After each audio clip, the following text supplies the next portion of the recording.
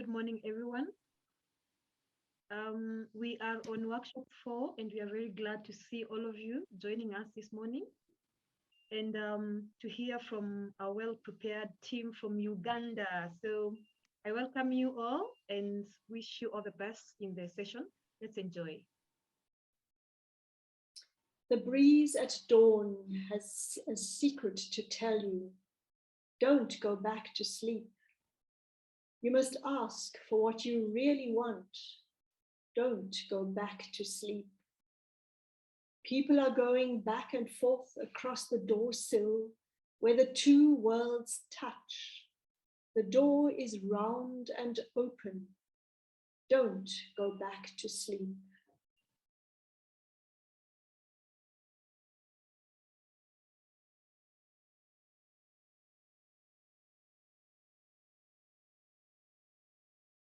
Firstly, Joseph Muganyizi and Annette Massmann and Joyce Birungi will give the impulse talk on restoring courage, the Ugandan experience during the pandemic and strategies to combat its effects from around, now we are around, okay, in the next few minutes from around 12 minutes past 10 to 10 minutes past 11. And today we will not have a breakout session like last time after the talk. Instead, the main hall will open the floor for question and answer from 10 minutes past 11 to 11:45. It will be followed by a harvest from 11:45 to noon. As we are doing this, please let's build an open and respectful space for encountering the other by observing the following essential agreements. The first one, be fully present and listen deeply, stay interested and open, speak from your own experience and share your knowledge, respect each other's identities, cultures, backgrounds, and boundaries, be aware of assumptions, intent, and impact. Gentleness and vulnerability are the power of conversation. I would also like to call, now I'll just pass this back to John, who is the project leader and WSIF East Africa Online Project Manager, to open our online workshop. On behalf of the East Africa organizing team, I'd like to say a big, heartfelt thanks to all of you for joining our workshop today. I hope you will enjoy. Have a nice day. And Joseph will give us a kind of introduction and place the historical and the developmental context of the work in Uganda. He will give that to us. Then Dr. Annette Massmann, she's the CEO of the GLS Future Foundation let's get the name right. The GLS Future Foundation for Development, correct? Got it right? And she has as her speciality that she focuses on connecting and building relationships with people, honoring their different perspectives, their visions, and the resources, their particular resources that they carry and to bring into the world and into the work. And then we'll be happy to hear Joyce Birungi, who is a teacher at the Kisaakye primary school. She's been a teacher for 13 years, and she will give us some very clear indications of how the schools have approached the difficulties during the time of the pandemic.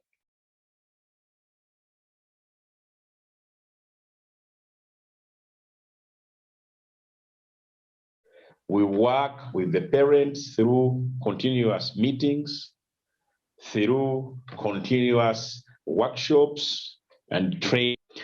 And our schools use that knowledge in the communities to develop the activities that we do that help our children to grow and also to become reasonable human beings. So we've been doing this for the development of the Ugandan society for years.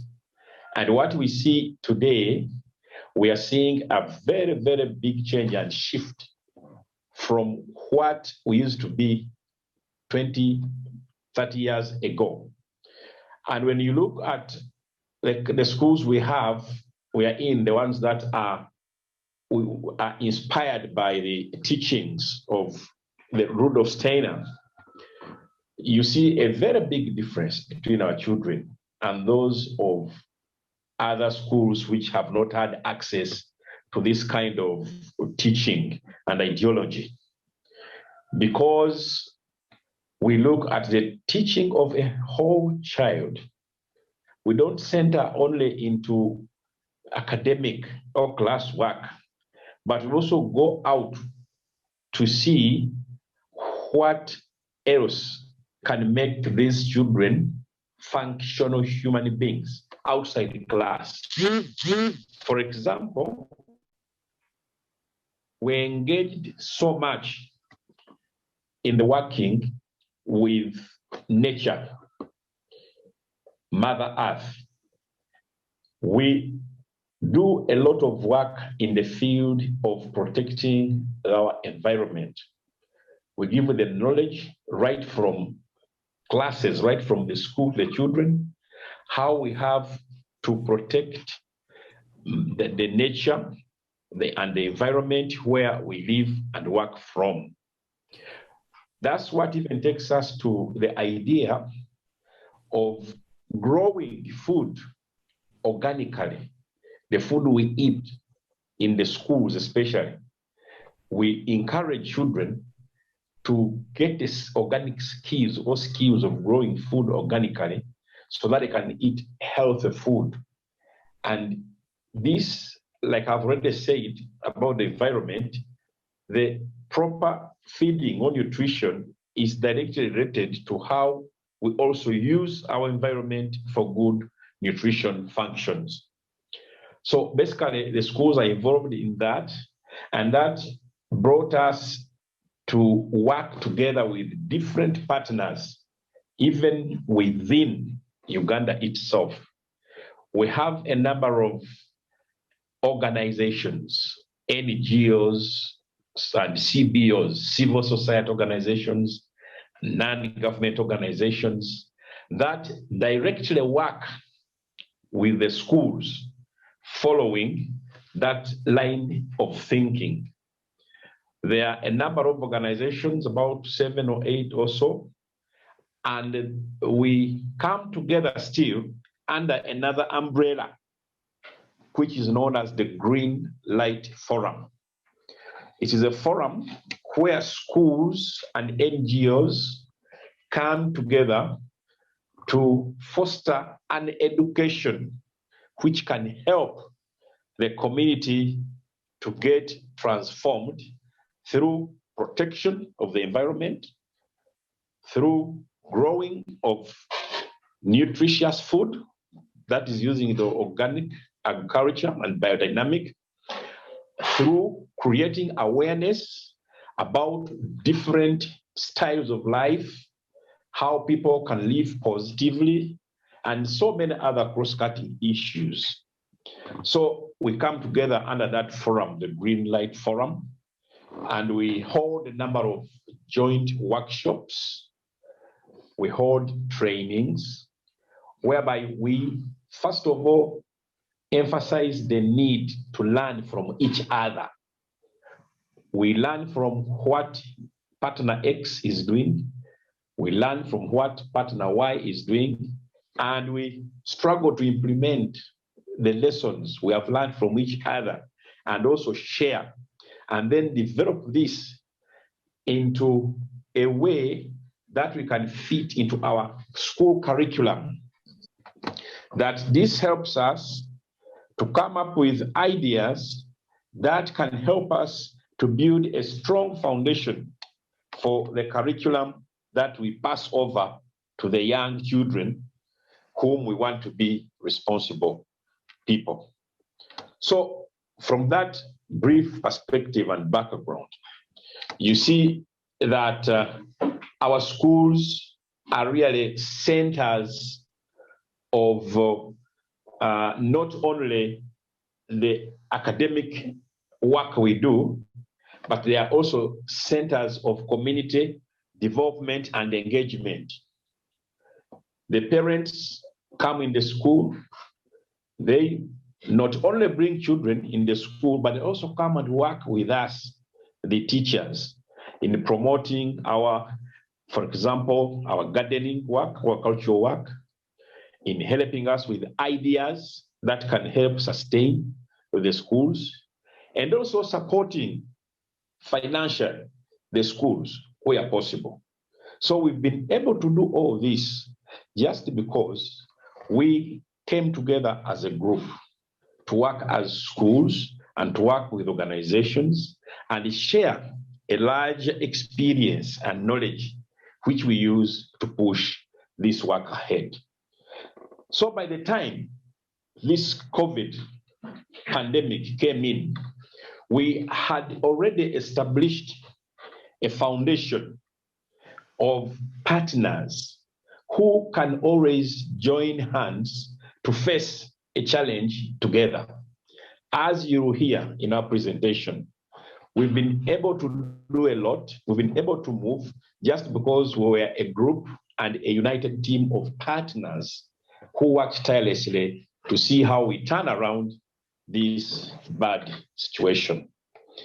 I want to end here as of now, and I wish each one of you good following and deliberation in this presentation.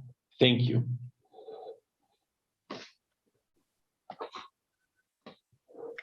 Joseph, could you add on about the current situation of COVID?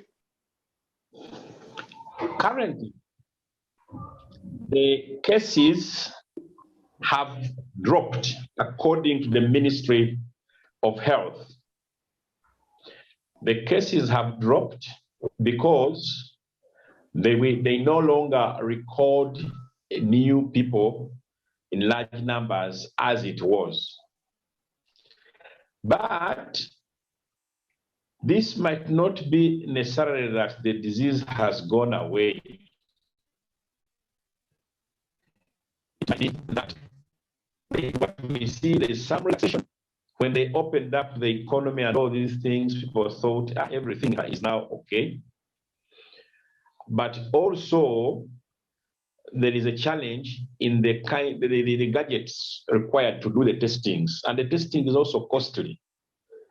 I think that has a smaller impact, but generally the numbers have dropped, and they are dropping according to the reports from government.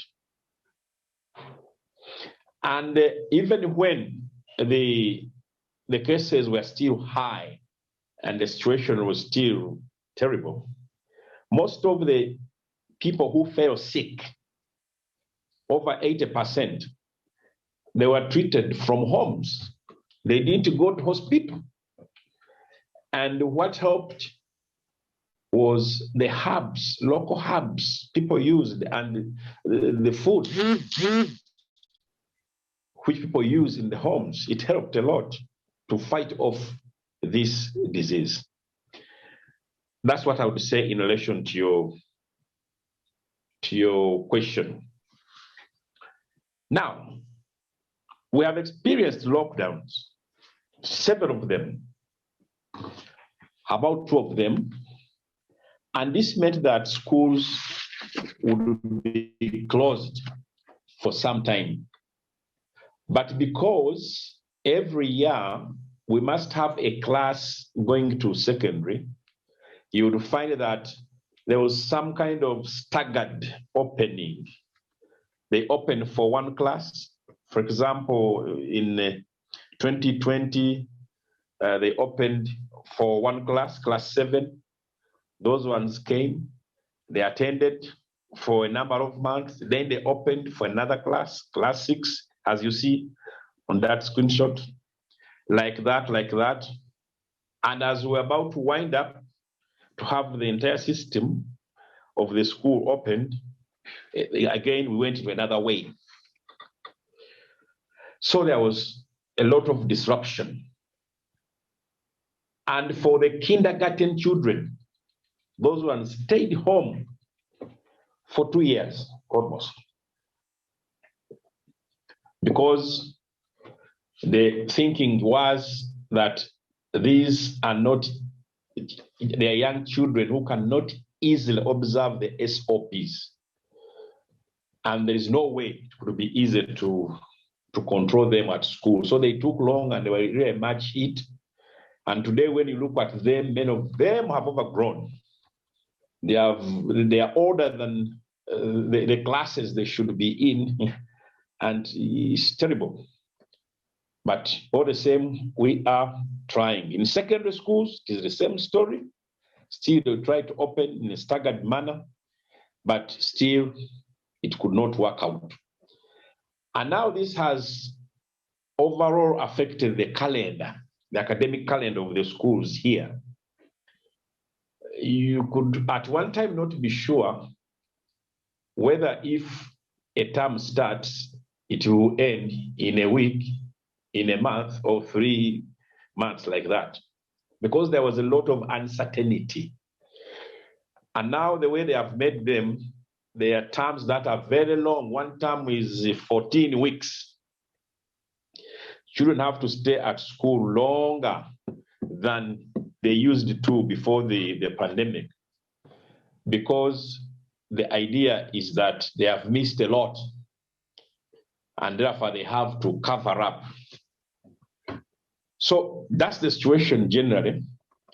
And as a country, I think we had one of the longest COVID-related closure of schools worldwide. We were closed for so many months. And this caused a very big negative impact, as we shall see. Joseph, I'm taking over from my side. My name is Annette Massmann. I'm COO, as Joan already said, from GLS Future Foundation for Development. And we are cooperating since many, many years with FFEI and GLFU, so Green Light Forum Uganda.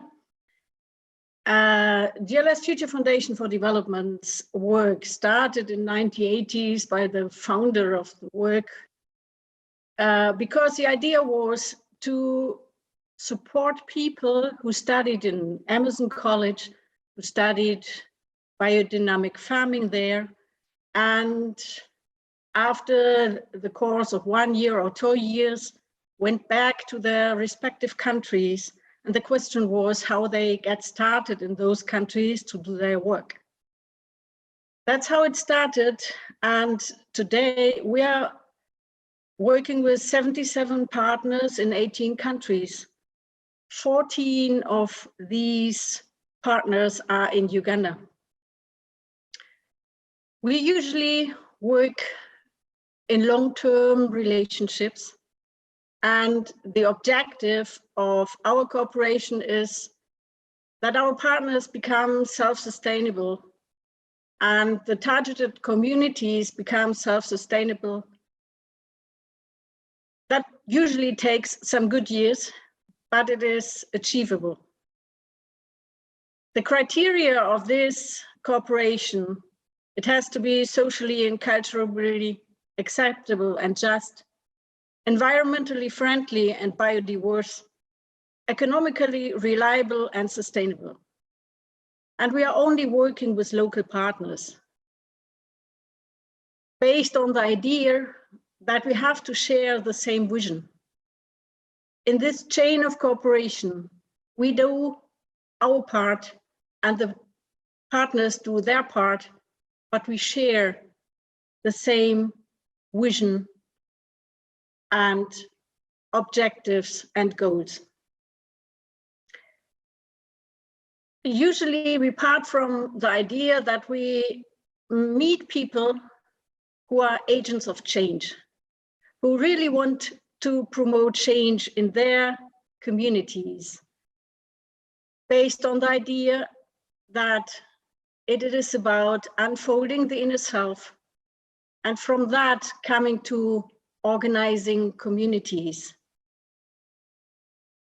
Anna, would you shift to next? So the areas of intervention are usually 6 key areas, and all these areas in all projects with all partners come together.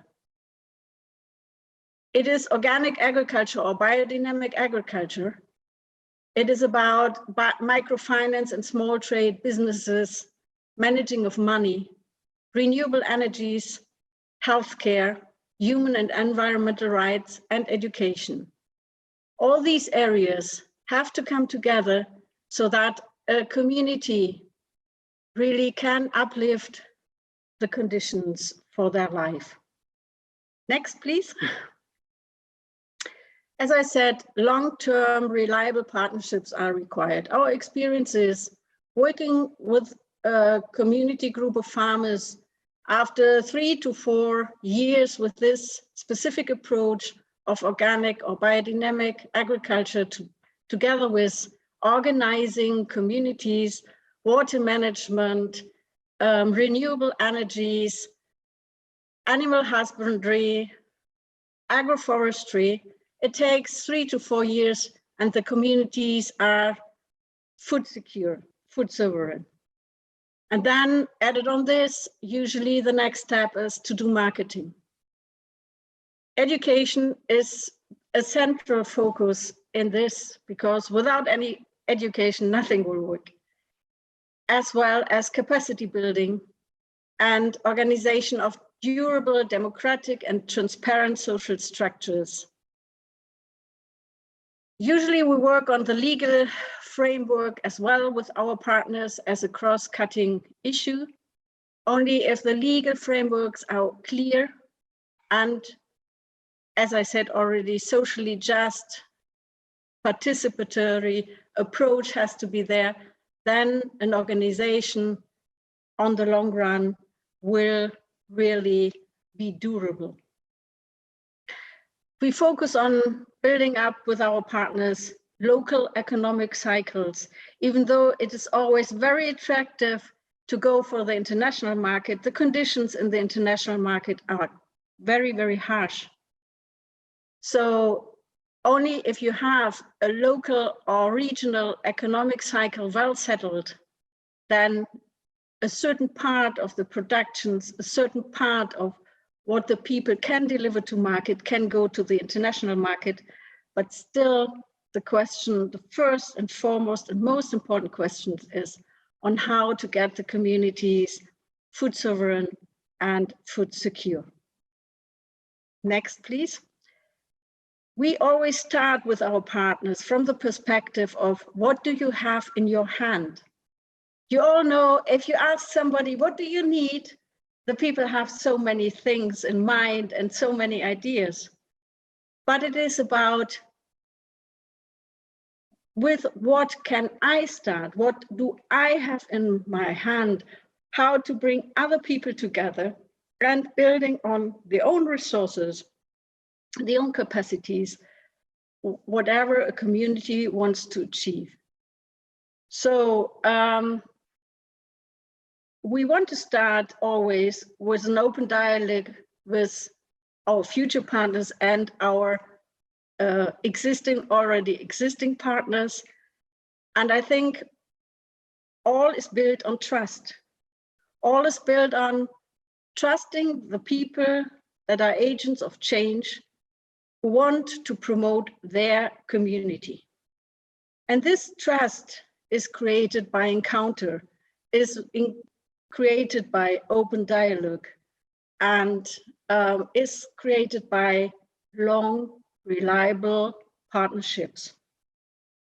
So we are working with the Ugandan partners since many, many years. And maybe throughout all these years, never ever there has been such a hard time like this COVID time. And during that time, we needed to organize relief support, to maintain even organizations and structures so that they could persist and they could move on with the good work they're doing. So far from my side, now I'm handing over to Joyce, please. Oh, sorry, one more. Just to give an idea on how the whole chain and whole structure is, GLS Future Foundation for Development has in 2020 about 5,091 donors to the foundation, mostly private people. We are 12 staff members, and the money we get from the 5,091 founders, we channel to our 77 project partners in 18 countries, which are working with 1,553 project staff. And here in this diagram, you see the different areas of work our partners are working in. So all in all, in 2020, we reached out to 1,640 people in Asia, Latin America, and Africa. And I think that's a nice chain to see how people worldwide can connect, can help each other to make this place a better place for everybody. So handing over to Joyce. Hello, everyone. I'm very glad to be part of the World Social Initiative Forum. My name is Joyce Birungi. I am a teacher at Kisaakye Primary School in Buikwe District, Central Uganda. I'm going to handle the implications for the children in Uganda. The children there was more time spent with family. It has been a time where children are always at school. And sometimes when the children are home during holidays, the parents are at work. But when we had a lockdown, we saw parents staying at home and children staying at home. And as parents, we got a chance to learn about our children more because we were at home practically as teachers with our children and our families. And this created a lot of bonding in the communities, and children were learning about their culture. And it was during that time that there was a lot of focus on informal education, morals and skills.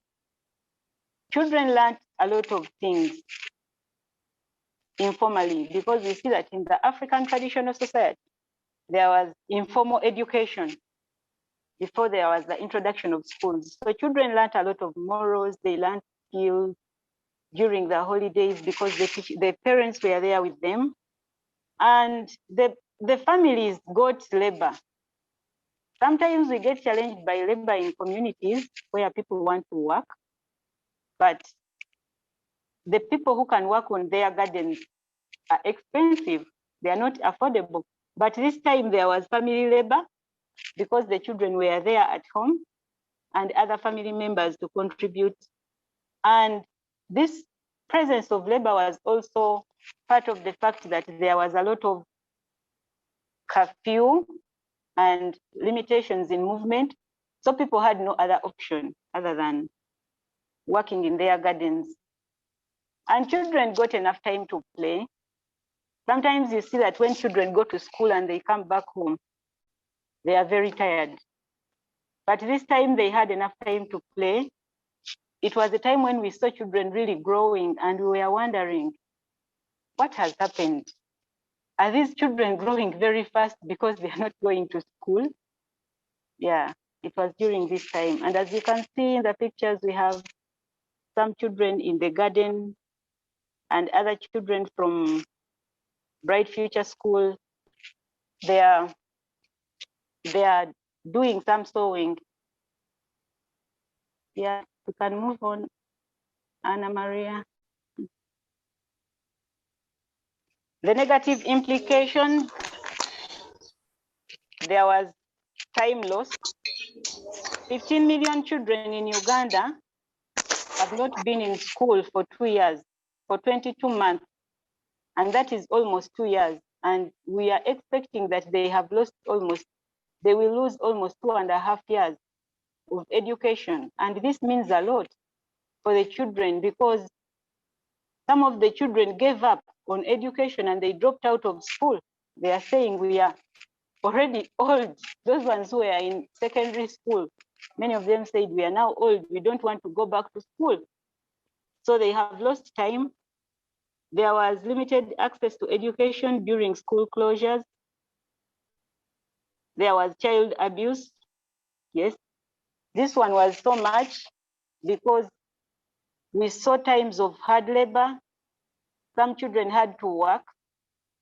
There was a girl who was making charcoal, and making charcoal is quite dangerous. But there was a girl who was in class 5 who was making charcoal so that she could get food for her grandmother and her younger brother who were staying in the family. So you could see that there was child labor. Some parents neglected their children. There was domestic violence, and there was sexual abuse. We saw young girls of 13 years giving birth to children during the times of lockdown. And there was emergence of child-headed families. In one of the schools, like Bright Future School, there were children.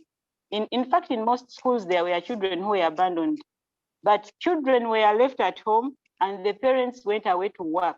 Like some parents go fishing, and fishing, they are far from their children, so they stay there because it was one of the only economic activities allowed to take place. The people were stressed, not only the children, their parents, the teachers, and there was a lot of stress in the community. As already said, we had school dropouts in the communities, and some of the children, when they come to these federation schools, they get good meals, they get vegetables, they get fruits, and some are coming from families which cannot afford to provide the best nutrition for their children. So the children missed these meals during the times of lockdown, and especially because people had to prioritize what to buy and what not to buy with the little money, because most of the employment was gone during the times of lockdown. The next slide. Yes, the parents got the chance to understand their children, and they got the chance to pass on values and morals and culture to their children. And some of the parents who had the skills, like if I'm a farmer, I work with my child in the garden. If I do welding, I continue my welding because that was accepted in the community. And if I'm a mechanic, I continue with that. So children were learning the activities from their parents that they were basically doing during the time. Practically, there are children that are attending such a primary school whose brother died, and I went for this burial, and I could see how much these children were crying. People were dying from the disease itself, but also from the other effects of the lockdown. Like there was limited access to correct treatment. Someone is going to take someone to hospital, but the police are stopping you. Where are you going? Why are you sitting on a motorcycle? So some people were not able to access the basic health that they needed, including myself, because it was a time when I was pregnant in 2020. And we were not allowed to sit on a motorcycle to go to the health center. We are supposed to walk to the health center, which is very far. And in fact, there is a lady whose child ended up dying because she could not access the health center during the night, which was very scary because it was a time of curfew. And yeah, there was loss of lives from COVID-19 itself, but also from the effect of the lockdown. People lived in poverty, and they could not meet the basic needs like food. Most especially in the cities, people were relying on waiting for aid from the government, but some people were not able to get food. So this is the time when we saw, as we are studying, we are looking at rural-urban migration, but during the times of COVID-19 lockdown, we are looking at urban-rural migration. So people who could not afford to live in town moved to the villages, and increase the dependency burden on the people in the villages. Joseph, you can continue. I can see you are online. Generally, the pandemic threw almost all families into a deep ditch of poverty, and many families could not meet the basic needs that we need to use on a daily basis, because people lost employment, people lost jobs, people lived a life of hopelessness. When it comes to schools, like I told you, our schools are private schools. In Uganda, we have got private schools and public schools. Public schools are schools run and managed by government. And then the private schools, like the FFEI schools, are private and run by private individuals. So whereas the teachers in government schools or public schools continued to be paid salaries on a monthly basis, the ones in private were not paid for the 22 months of lockdown. Can you imagine? But the FFEI schools, under our umbrella, like I told you, because we had made already a foundation and a basis where we could work together, somehow we helped each other and saw how we survived with the help of our partners from Germany and elsewhere. And our teachers at least could get some token and simple money for survival. Generally, the larger population, it was terrible, and teachers in many schools really lost interest in the education sector. And some people regretted why they had joined the profession. They thought they had joined the wrong profession. There was loss of market for agricultural produce. Over 78% of our people in Uganda are farmers, and they derive their livelihood from the land, from farming. But now there were restrictions on movement. Don't go here, don't go there. And they couldn't go to the gardens throughout, especially those who stay far away from their gardens or farms. They could not take the food to the markets. So that one also led to prices to drop, prices of the produce, farm produce. And it affected the economic status of people. Actually, even up to today, when the schools opened, what we see, parents are struggling. They are struggling to keep the children in school. They are struggling to see how they raise a livelihood for them, because the effects, the economic effects of the pandemic actually now are even more manifested, because the businesses were run down, the jobs were lost, and all that stuff. And has led to another trend whereby we have a labor export. I don't know if Joyce talked about this. Many of our girls, young boys, our teachers, and the people in other professions now have preferred to go and work outside. There is labor export now from Uganda. Many young people are going out to work because here they have lost hope.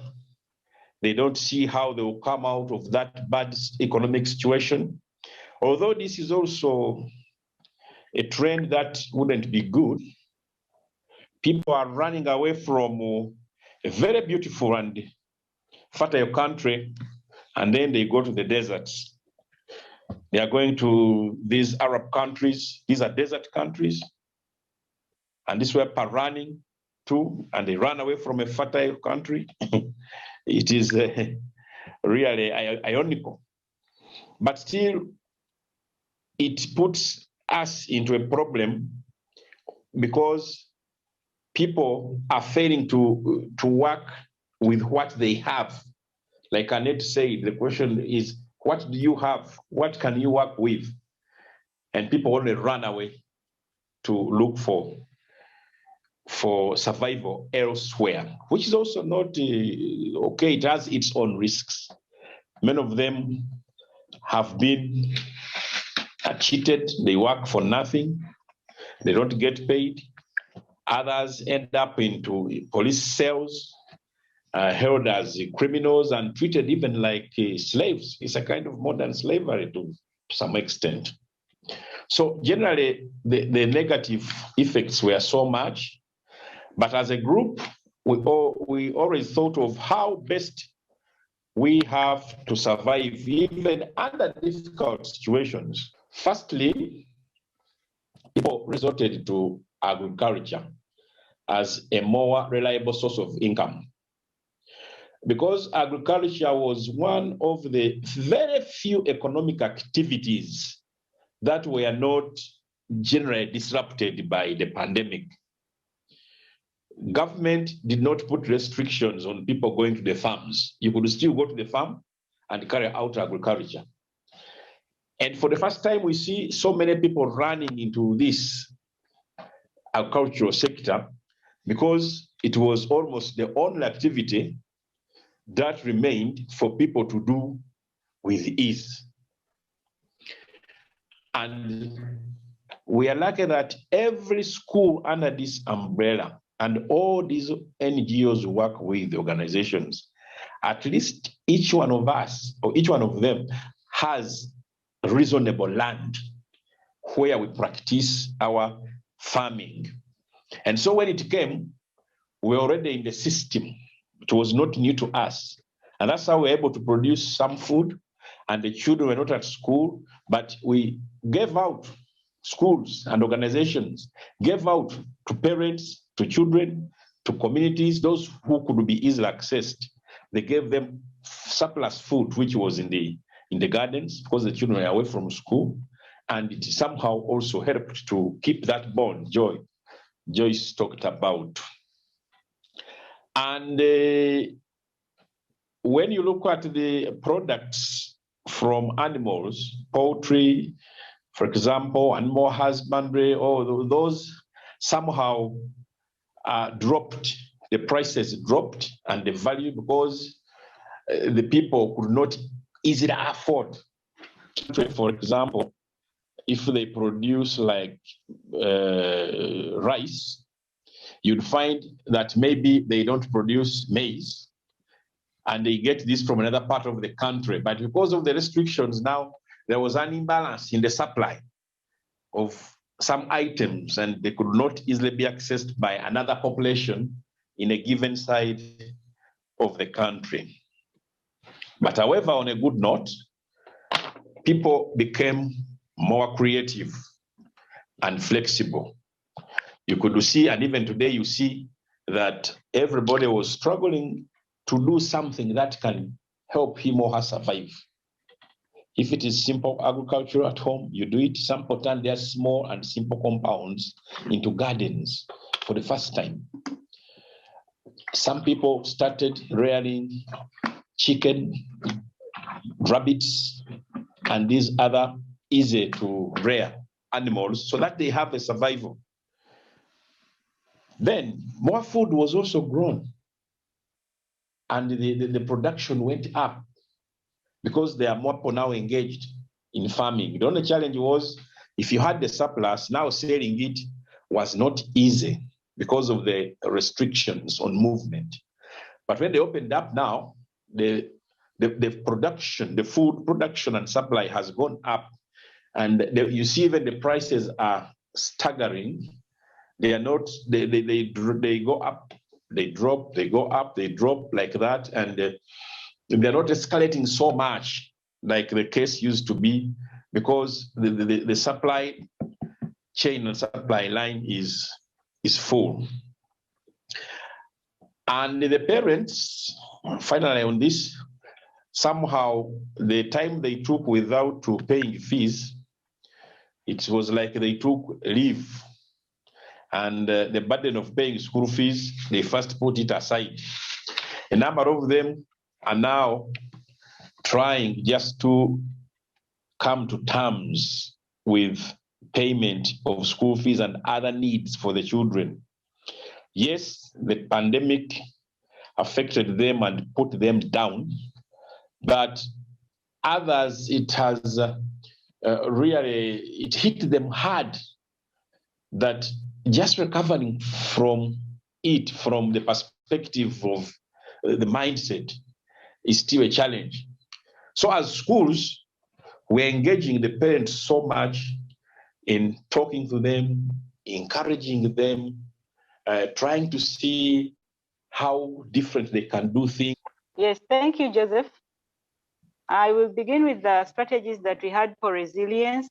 First and foremost, the vaccinations, which seem very obvious, but they were not obvious for all of us at that time, because many people had a lot of fears of vaccination. So we had to encourage ourselves to go for vaccination, which is, by the way, mandatory. Every teacher in Uganda is supposed to be vaccinated. So without a vaccination, you cannot go back to school as per the government of Uganda. But different teachers had to put aside their fears, and we went for the vaccination. And I was even encouraging fellow teachers that I will be the experiment, because I've taken this vaccination, and let's see how we continue living. Then we continued teaching the children in the communities. First, we had to look at the National Curriculum Development Center, what it was recommending for the children to learn during the holidays.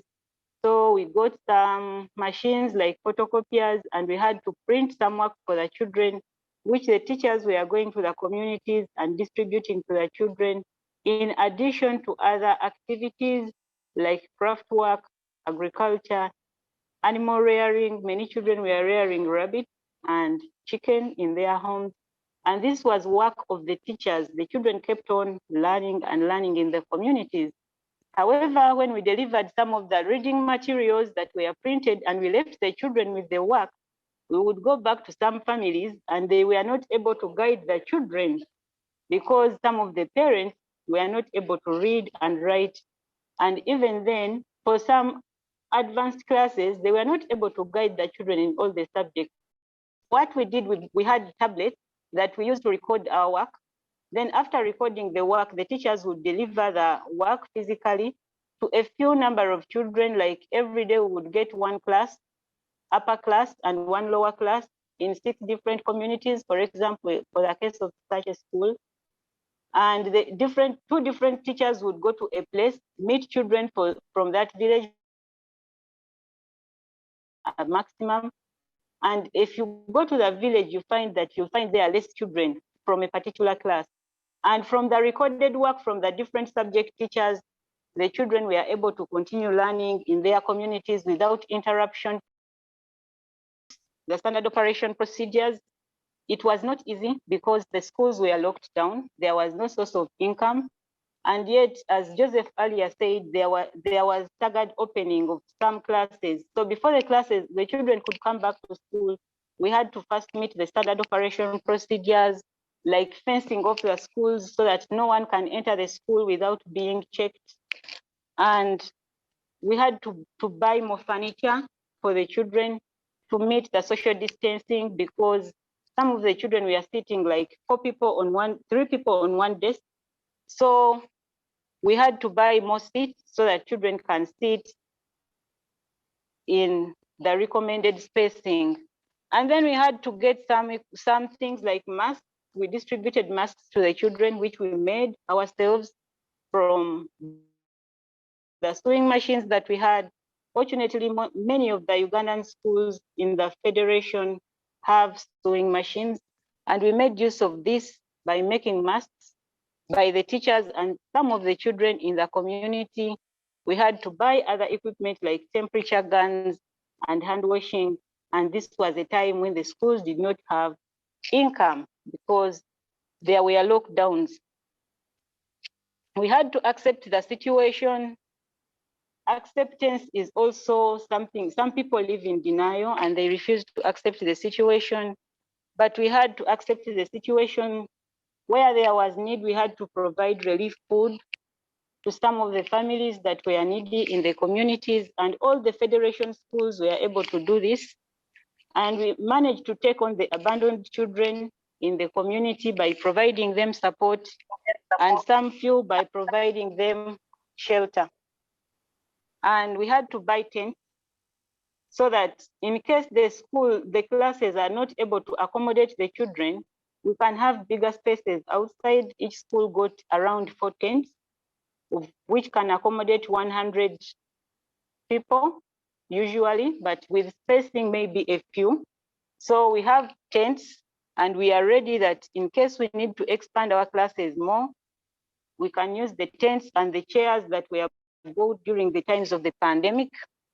And we know even right now, as we face the war in Ukraine, we are already aware of this, and we know that it will come to us. And some of the effects here we are already seeing, like the prices of petrol are already high, the prices of wheat are already high, the prices of soap, the price of soap has doubled. Before it was 3,500, now the price of soap is 8,500. The price of cooking oil has risen from 6,000 to 11,000, and we already see that there is a change. So we have to be ready for the circumstances that are coming psychologically, and also for people to be aware that anything can change anytime. We continued working during these times because we continued making the masks, we continued making the pads, and these pads were distributed to needy girls and women in the communities as we made a reach out. And we continued gardening, providing seed and planting materials to the children and to the families in the communities.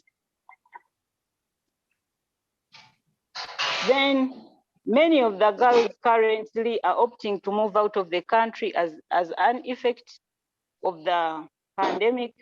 But we request the Ugandan government to support these girls because some of them are mistreated outside there, and some of them are even losing human organs as they continue working in the communities. There is diversification of income. We encourage the parents and the teachers to diversify incomes. We saw teachers making gardens, keeping animals. We saw teachers in the communities who were vending for a living. And then we made a teacher's workshop. I remember in May 2021, we had a workshop, and this was in anticipation of school reopening. We are expecting the schools to open in June. So we brought the teachers together from the federation schools, and we talked about the challenges.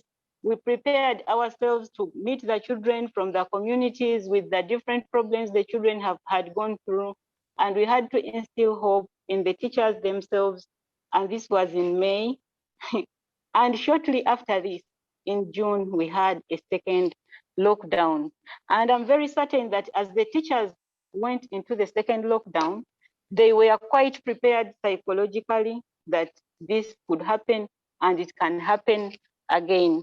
So we continued skilling the teachers through this workshop. They learned a lot of skills like shoemaking. You can see in the picture that the teachers are looking down. They are learning how to make sandals. And this is one of the things that can help people continue working for some income in the communities. And these skills are not only for ourselves as the teachers, but also for the children, so that when they come back, we can teach them these different skills. And when they are at trouble, sometimes they can use these skills for survival. Other skills included baking. Many of the teachers were taken into different sessions for baking. They learned how to use sewing machines, all the teachers in the schools, and they learned about organic agriculture. Then we had to look at the food in the community. We worked with the children. Families needed to have different kinds of food, like fruits, vegetables, and to talk to the communities during the sensitizations. How can we cook the food right? Because sometimes we are overcooking, using a lot of oil, and we don't get to eat the right nutrients. So parents had to diversify the different foods in their communities, in their homes. using this sensitization and provision of seed. And at this time, we had the school gardens, which we used to supply the food to the communities because the children were not there. So whatever we had from the school gardens, we gave to the communities. We made use of midwives who came and talked to some of the girls at the school. When the girls were back, we would get people to talk to them about sexual reproductive rights. And because we can see that there were girls who had already got pregnant, and so we had to talk to them and also to the other girls and boys who had not yet got the same challenges during the times. We started a program at one of the vocational schools, which is also a member of the Federation Schools. We started a program for the young mothers, and so far 60 girls have been supported since last year, because currently there are 25 mothers at this vocational school. And the girls are ranging from 14 years, and they are already mothers. But with this program, we are taking on girls, but we have also built a room for the children where the children can sleep, because the children need to breastfeed, but also to get caretakers for the mothers. So as they are learning the skills at the vocational school, there is someone who is taking care of their child, and then they can come out and they breastfeed the children, because we don't want these children to be denied the right of feeding well, as we try to educate or skill their mothers. Then we have access to finance. In Uganda, during the times of the pandemic, we had a challenge of teachers not having anywhere to run to. No one could give a teacher a loan because they knew, where will you get the income? Where is the collateral in the microfinance institutions? So we started our own circle, and it is in the names of Wakiso Greenlight Circle, where all the teachers from these schools are able to access loans. And we embarked on fundraising, and we encourage teachers to make savings in this circle, which is a saving and credit cooperative, so that in future they are able to access funds. But also currently, people are getting loans from this circle, and we are really proud as a result of the actions that we took during the times of the pandemic, that we are able to keep the teachers accessing finance in the communities. We can move on. You need to research on the African medicine. As we moved in the communities, we got to learn that there were some African plants that were doing very well in terms of dealing with the bad coughs, which is one of the symptoms of the disease. And we learned that there is a tree, for example, which is called Wabugia ugandensis. In Uganda, it is called Omukuzanume. That is the local name here in our community. And people brought up the indigenous knowledge about the different herbs. People were steaming themselves. And this is because people were not having enough access, not even the testing. You could not know whether you have COVID or not. We did not have the services. But what we did, we resorted to using the African herbs. And so we call upon the support to the research in the African medicine, because it really helps. Like one of the people was telling me that if you want to make a test, just get this tree Wabugia, and if you eat it and you manage to eat 2 leaves of it, then you just know you have COVID, because you cannot eat 2 leaves. So whenever we were sick, we would get these leaves and we would boil them and we would take them, and many people in the community were using them in addition to other African plants. So in these pictures, you can already see we have the children who are using a tablet in the community. I remember I took this picture, there were 6 children who are using the work that was already recorded by their teachers to learn from the community, and these were children from class 6. You can see some of these children. You can see some of these children with their masks. You can see that We have a solar system which was being used to charge the tablets. There were no excuses that this time we are not able to record work for the children because there is no access to electricity. So we're making use of the renewable energy to continue working with the children. What we really want to do also in future, we want to look at killing the dropouts. We are going to take on the children who have been dropping out of school in all the federation schools. There is a program which we have designed so that children are able to come back to school and they can learn the skills in case they are not continuing with the academic work. We will continue training the teachers in different school skills because so far we have had 2 workshops for the teachers, for skilling the teachers, and we shall continue in the different skills that are necessary. We are going to take on an agriculture program, which will continue to train children in organic farming. We also saw an issue of automatic promotion, and we know what it means. Automatic promotion means after the lockdown, the child had to continue to the next class, yet they had only learned for 1.5 months in the previous class. So this means as teachers, we have to prepare the children so that they are able to manage to learn from the different classes that they have been taken to. We want to start community workshops for these children, like the dropouts who have been skilled, such that we put there some machines.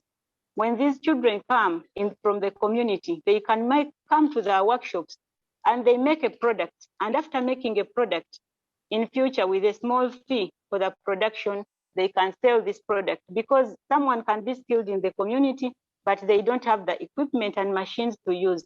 So when we have these workshops, the children can come to, the youth or all the people who are skilled, they can come to these workshops, they make use of the machines, they make a product, and after that, they sell a product in the community. We thank the people of GLS for the financial support that they have given us during the times of COVID-19 as different schools in the community. Then we have, this is a picture of girls who had got reusable pads, which we made during the times of the lockdown. Yes, you can continue. And then in these pictures, we have some girls at the vocational school who are making pads, they are making masks, but they are also getting the skills of making the different things for survival, for income. And then we have young girls taking care of their rabbits in the communities. You know, during the times of COVID, as children were stressed and there was a lot of trauma, we had to keep them busy so that they don't have to think about the problem which was going on in the community. We thank you very much for your attention. As we can see, there are children harvesting beans. We have parents who are coming around for sensitizations from Nambeta School. We have children having these smaller desks which do allow a child to sit alone so that we can create a social distance. We have some of the equipment that were bought for hand washing, and here a child is able to step down and wash her hands without touching the equipment. Thank you very much for listening.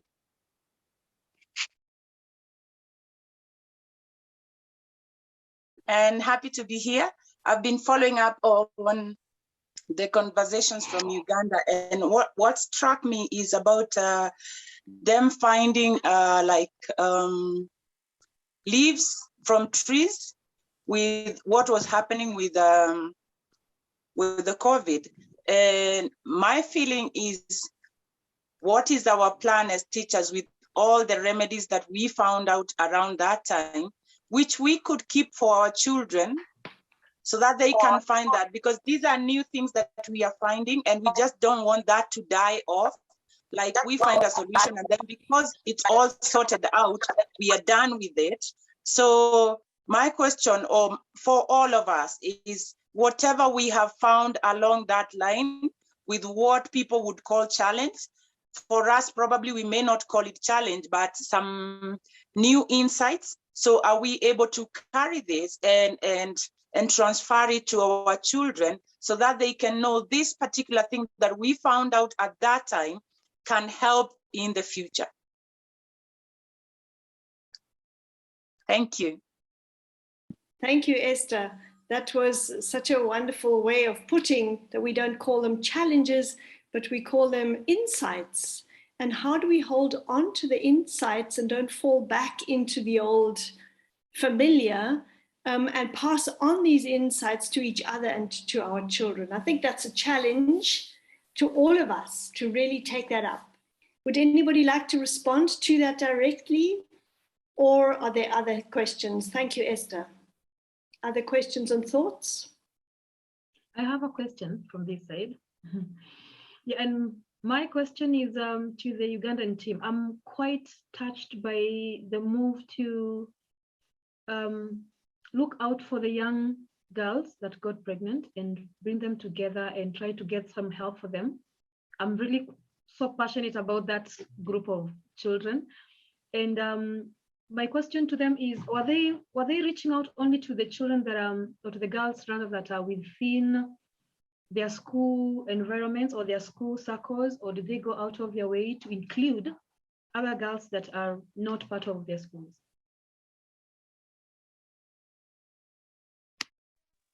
Yes, thank you, Janet, for this question. First and foremost, these girls are from the communities in which we work. But we had to sensitize the communities about the girls, because the culture has been that once a girl is pregnant, this girl should be kicked out of school. So the communities at first, because these girls, many of them, by the way, they just requested to come and join us. And we are overwhelmed by the number of girls who want to come and get skills at this vocational school. And yet the resources are not enough to accommodate all of them, because last year we had 35, currently we have 25, but many of them still want to come on board. But the question remains, with what resources do we manage these girls to take on more of them? But also the community attitude towards the girls, like people were coming to us and they were asking, don't you think that these girls are going to become a problem? They are going to encourage other girls to get pregnant because now they are coming to the vocational and people are thinking that it is okay. The government of Uganda said that now this is like war. It was a silent war actually, but now we can allow all the girls to come back to school. And it was surprising that people were not aware that the government has ordered all the girls to come back to school and be able to learn. So we took on community sensitizations. We had to talk to their parents in the community that this is okay. There is another hope, even when this girl has given birth. And how do you support this girl to be able to come to school with her child? Because some of the parents all still thought that maybe this girl could contribute more to the family labor, but they had to let go of them. So these girls are coming from the community, and I would like to say that there are many more girls who want to be taken on currently. Hello everyone. I hope you can hear me all. I wanted to ask concerning the SACCO. Can the teachers, can the parents be part of that SACCO? Can it be possible? Yes, Boniface. The parents are also part of the SACCO, but these parents are supposed to register in connection with the recommendation from the schools, because this SACCO has a number of schools, but also organizations from the Green Light Forum, which is another umbrella where we belong as the Ugandan team. So these parents are supposed to be connected to one of the community schools or community organizations. So they get a recommendation to become part of the SACCO. So the parents can also access funds in connection with the schools and the non-government organizations. Thank you. Wonderful to hear this inclusion that is possible and partnership. Really lovely to hear that. Now, while we're waiting for others to raise their hands, there are, sorry, Joyce, would you say something still? And also the farmers from the non-government organizations, the community-based organizations are also free to join the Green Light Circle. As I said, that's so beautiful. You're really building partnerships and inclusion with everybody, with, you know, cross disciplines and cross professions. That's just wonderful to see that and hear that. Now, while we're waiting for others, thank you, Boniface, for your question, because it brought out another big aspect of the work that they're doing in Uganda. Thank you. While we're still waiting for people to put their hands up and to come up with ideas and questions, have you had a look in the chat? Robert Mitzi says he just acknowledges the resilience strategies and says that how resilience is a journey that will continue for life, you know, to build resilience. And Masa has also a very interesting comment. Masa, maybe you want to speak to it yourself. Yeah, it was amazing. I had such a positive impact for this. And I thought this is a good for the whole of the world, people who are struggling for this COVID situation. I can use this, your experience to the people to make us positive. Very nice. Thank you so much. That's all what I thought. And also our human the ability we can show the people. This is a wonderful talk. Thank you so much. Thank you, Masa. And Masa is our representative for the Japanese part of the Social Initiative Forum, and he's been with us for many, many years in the World Social Initiative Forum. Nice that you're with us, Masa. And over to Kazmir or whoever wants to speak from the Tanzanian group. My question was, during the Corona lockdown, teachers has struggled much to send the material for children to learn. But as I heard her say, she get few of them, and I was asking how about the other, how did they manage to reach them? And if they're very into. The second one was, did they get any incidents of some of their children to lose life during coronavirus? Thank you. But I will answer the first question, which is, how did we manage to reach many children? Now, in these schools, we know already where the children are coming from. We know the villages where they are coming from, and we know their homes. So what we did, we sat down as a team of teachers in the different schools, and then we had to divide to share the roles. Who goes to what village? So the teachers were moving in pairs to the different villages, and they would carry the information to the different villages. We had a timetable for the different classes. For example, we would say that on Monday, we are taking on class 5, because class 7 had done their exam, there was no class 7. So we would say that we are taking on class 5, class 3, and class 1. And from class 3 to kindergarten, these children had not learned anything during the 22 months of lockdown. So the different teachers would go to the communities, but with recorded work.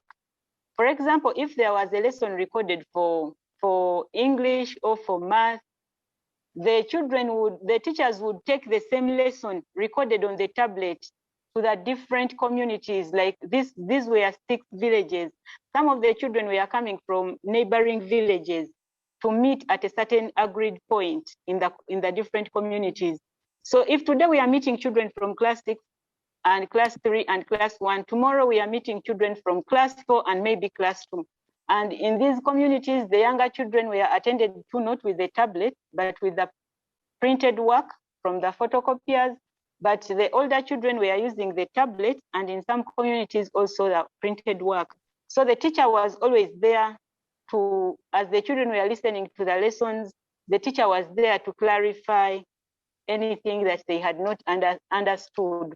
And this was quite acceptable from the local communities, because they knew these children were in the same community, they were playing together. so they were able to continue learning in their own community, which did not disrupt them. At the end of the day, all the children were reached in the different communities where they were. Thank you, Joyce. And then the second question was, did we lose any child? No, we did not lose any child. As I already told you, there were families that were affected, but we did not lose any child to the disease. There was a family where their brother died, but this brother was not staying in the community. They were staying far away. Thank you, Joyce. Thank you. Now we're coming gradually to the end of our time. Edrina has got her hand up. We'll listen to you with pleasure. And then just a question, Wycliffe and Noah, you both have written in the chat. You've written very nice comments. Do you want to still speak to those? But let's hear Edrina first. Hello, everyone. My name is Edrin Matovu. I'm currently living in Kassel, that is in Germany. I'm a student of Waldorf education.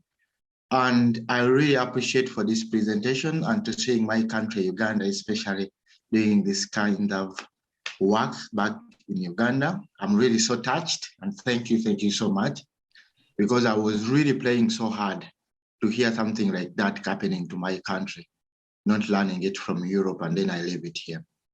My other request is next time, if we could also get like the pedagogical kind of a conference where we can help us to talk about ways how we go through education from this kind of situation, COVID situation.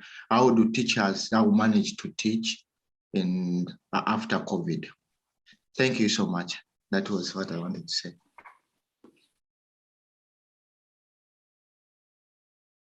Thank you. Thank you so much, Joyce, and thank you so much, Joseph, for sharing these insights with us. It's just great what you have been able to achieve. And I think this idea to look at what do we have in our hands? How do we create reliable relations? How we do walk together to make this world a better place was very much experienced during this talk. And I'm very happy about this opportunity to share your insights in this way that others also can benefit from it. Thank you so much.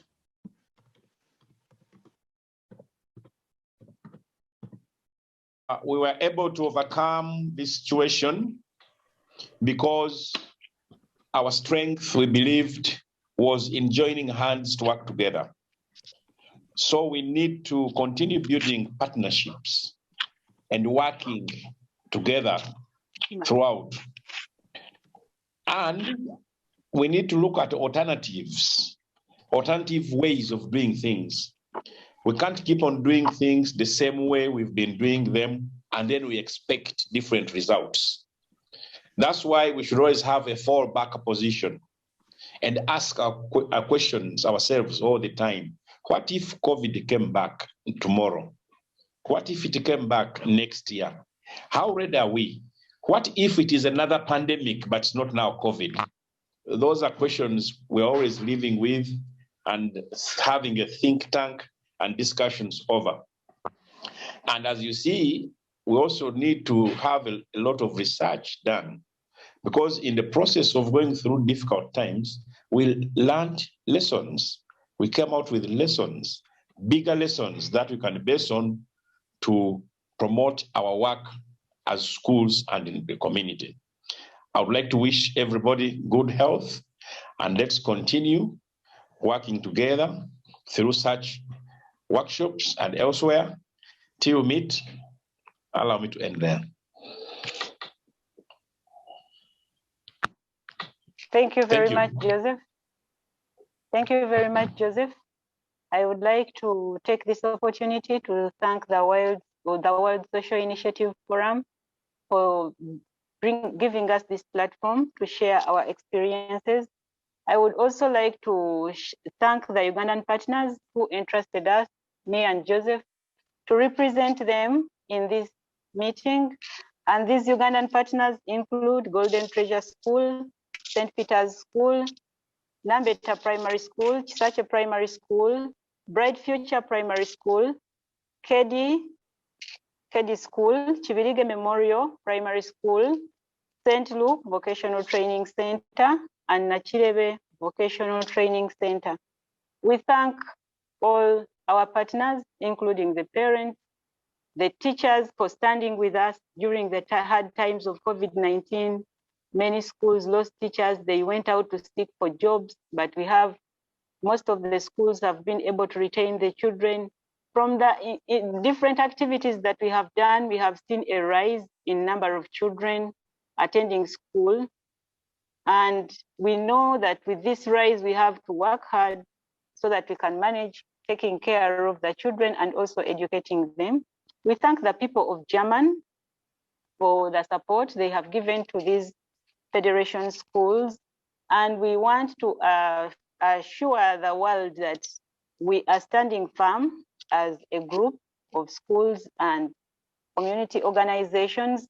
And we stand together with all the refugees who are suffering currently as a result of war in different parts of the world and who have uncertain future.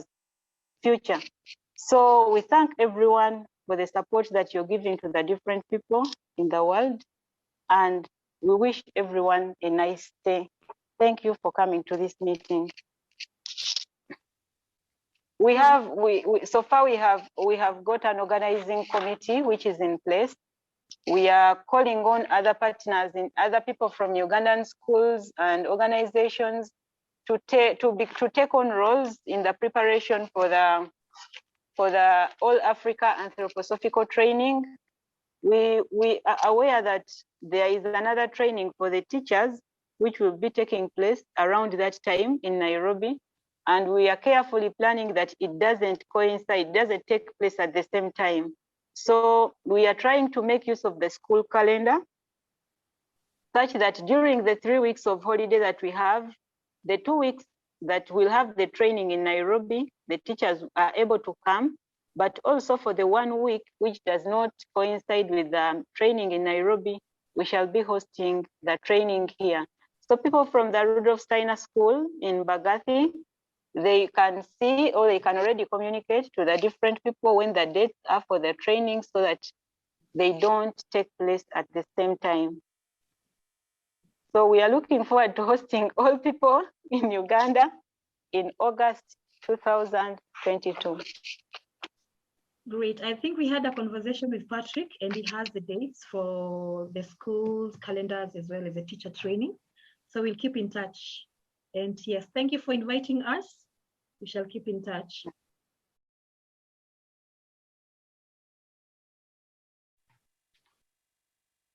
The breeze at dawn have secrets to tell you. Don't go back to sleep. You must ask for what you really want. Don't go back to sleep. People are going back and forth across the door sills, where the two worlds touch. The door is round and open. Don't go back to sleep.